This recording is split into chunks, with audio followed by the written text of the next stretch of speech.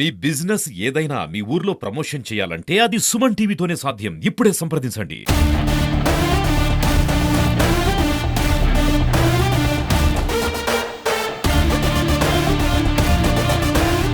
సుమారు 6 నెలల క్రితం కాణిపాకం స్వామి దర్శనం చేసుకోవడం జరిగింది. ఆ తర్వాత మళ్ళీ ఈ రోజు మా ఎమ్మెల్యే మురళీమోహన్ గారు ఉత్సవాలు జరుగుతున్న ఆ 21 రోజుల్లో తప్పకుండా ఒక రోజు రావాలి అని చెప్పారు. ఆయన కోరిక మేరకు, స్వామి పిలుపు మేరకు ఈ రోజు నాకు ఆ దర్శన భాగ్యం కలిగింది.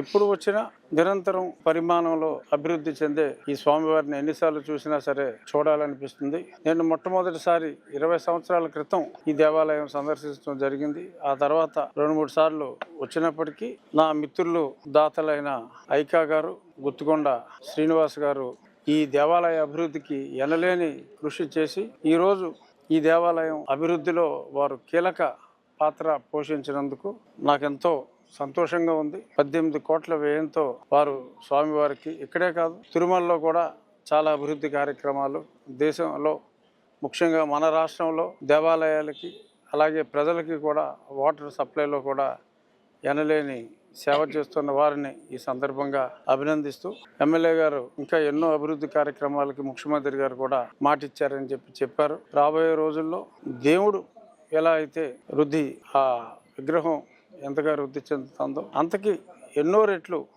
ఈ ఆలయం మురళీమోహన్ గారి నేతృత్వంలో ఇక్కడ మరింత అభివృద్ధి చెందాలని ఆ స్వామి ఆశీస్సులు మన తెలుగు ప్రజలందరికీ, దేశ ప్రజలందరికీ ఉండాలని ఈ సందర్భంగా మనస్ఫూర్తిగా కోరుకుంటున్నాను.